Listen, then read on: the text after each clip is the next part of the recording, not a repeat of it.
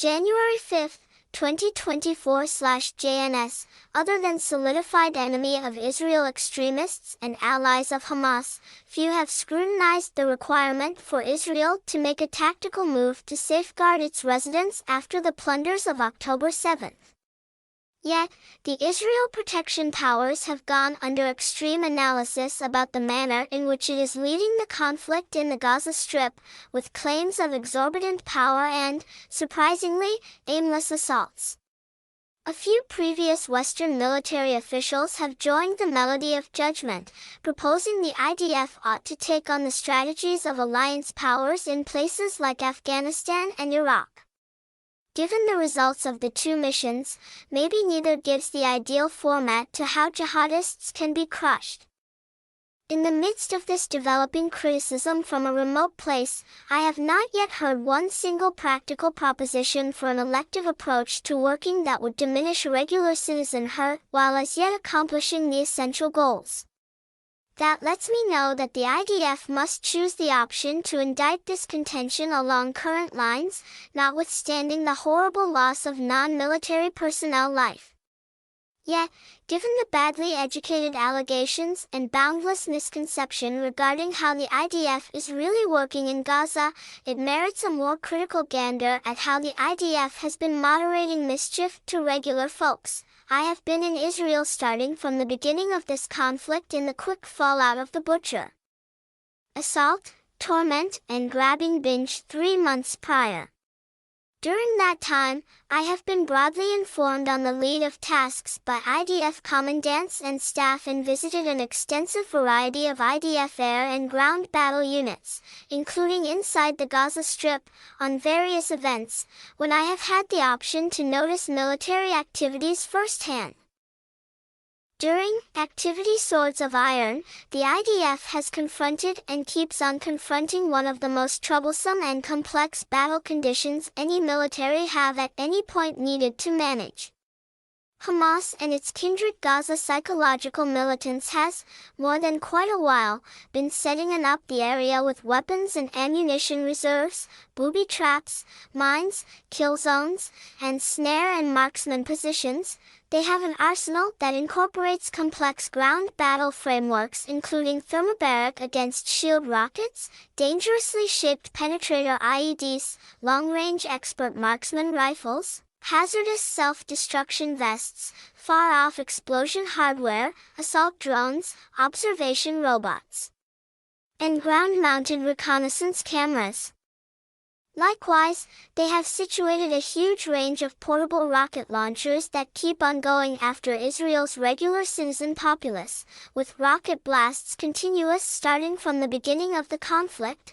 Hamas warriors and their foundation are completely implanted in undeniably populated region of the Gaza Strip, and every now and again migrate both above and subterranean as per the developments of the IDF and the regular citizen populace. The fearmongers have used the prevalently metropolitan regions to bear the cost of greatest cover and work with disguised approach and getaway courses.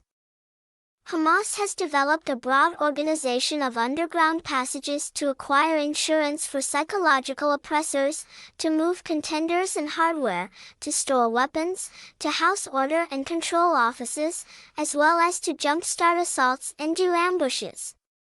A portion of these passages have been fitted with weighty shootways to bear the cost of more noteworthy security and baffle attacking soldiers. They are booby-caught and manipulated with explosives, early advance notice gadgets, and reconnaissance cameras. I have been into the passages during this contention and can affirm that this organization adds dramatically to the generally massive difficulties of battling in metropolitan regions. Perceived by military experts as maybe the most requesting of all fight conditions. To be sure, I'm not mindful of any equivalent deliberately assembled underground complex that any military have needed to handle in some other struggle. Hamas strategies depend on the double dealing of the regular citizen populace of Gaza. Their over-the-ground framework uses safeguarded areas, including countless schools, emergency clinics, and mosques for weapons capacity, battling positions, and passage access and departure. They have comparatively utilized office and business offices, shops, and private structures. I have been advised by battle troops on the ground that in certain areas, however much every house and in different regions each and every other house contains components of psychological oppressor framework. And I have been shown, for instance, youngsters' rooms used to store explosives against tank rockets and different weapons. It is a standard Hamas strategy for psychological oppressors to move unarmed, in non-military personnel clothing, among the regular citizen populace, gathering weapons reserved in non-military personnel structures and afterward complete assaults against IDF troops. Hamas frequently propels regular citizens to stay in places that the IDF is probably going to assault, looking to either hinder an attack or take advantage of non-military personnel passings for global publicity purposes, assuming an assault is completed. There are instances of Hamas killing regular people who neglect to comply. Notwithstanding this, Hamas is keeping countless prisoners in the Gaza Strip, which adds huge difficulties as the IDF looks to find and protect them and to try not to coincidentally kill them. Hamas has utilized the presence of their prisoners, including recreated and recorded prisoner voices and related markings, to bait IDF warriors into ambushes. Alongside the passages, this adds one more extraordinary aspect to this contention. No spot without psychological militants, weapons. This overwhelming mix of simultaneous and clashing difficulties, combined with the way that Hamas efficiently involves Gazans as human safeguards, and works inside and underneath regular citizen framework, implies that it is in a real sense unrealistic to accomplish the goals of overcoming Hamas and saving the prisoners without the shocking outcome of non-military personnel setbacks and the deplorable obliteration of regular citizen property. From both ground and air. No military on the planet would have the option to do as such, regardless of what strategies they utilized, and for sure no other armed force has at any point done as such in any tantamount clash.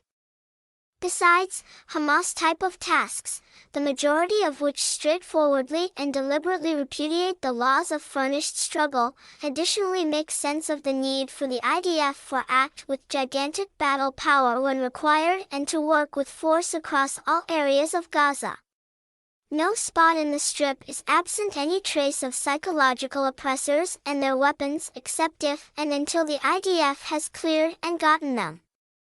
I have been advised on IDF strategies and preparing for relieving damage to regular folks by authorities, staff officials, and attorneys.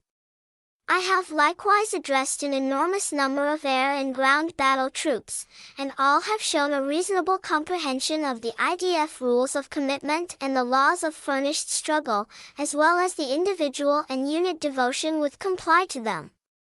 For instance, I was available as of late at a gathering of functional leaders inside the Gaza Strip at which they examined exhaustively measures to keep away from mischief to regular people while going after faux positions in the nearby area of a school that was being utilized for shelter by regular folks. It was obvious to me that the assurance to safeguard regular citizen life was extremely important to these leaders, in their preparation and toward them of strategic activities. Measures that the IDF regularly take incorporate determination of weapons to accomplish the vital impact on adversary focuses while decreasing the possibilities of non-military personnel losses, particularly in air activities where such alignment is more practicable, computing proportionality, segregating among warriors and non-soldiers, and cautioning and empowering regular people to leave regions that are to be designated. The last option incorporates, at the hour of composing, airdropping 6 million pamphlets cautioning regular folks to leave determined regions and demonstrating spots of more prominent well-being. What's more, the IDF has made 14 million pre-recorded calls and 72,000 individual calls cautioning regular citizens to leave designated regions. The IDF then widely screens target regions from the air and ground to affirm the takeoff of regular citizens were conceivable prior to striking. With these and different measures, the IDF has done all they can caution regular citizens of looming assaults. Impermanent clearing of regular folks from areas of serious battling into spots of relative well-being is the most effective way to keep regular folks quite far out of danger while battling a foe that has no respect for its own populace. And, as a matter of fact, effectively looks to make their demises altogether welcome strain on Israel to stop its protective tasks inside Gaza. This last option element may not be special to this contention, but rather for Hamas, it is a top functional need, which makes it undeniably more trying for the IDF to limit the quantity of non-military personnel setbacks. The IDF perceives this and thus puts forth attempts past those of some other armed force. As a matter of fact, taken together, the strategies I have depicted and the IDF's other regular citizen hurt relief measures address by a long shot the biggest scale and most complex endeavors made to keep away from non-military personnel setbacks in fight.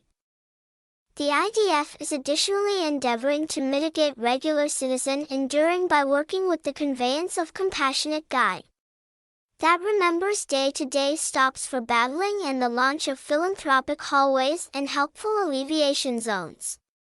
The IDF empowers the inventory of many lots of help every day, and current limitations on help conveyance are expected not to IDF forced limitations but rather to the limit of UN help associations. The IDF is endeavoring to make the progression of help more powerful than it has been up until this point, including possibly opening an extra intersection point into Gaza. These endeavors show Israel's obligation to compassionate help, regardless of its generally expected adverse consequence on military tasks. The truth of the matter is that one-sided compassionate stops and production of hulls give a tactical benefit to Hamas. Furthermore, there is no question that a portion of the guide conveyed into Gaza is appropriated by terrorists.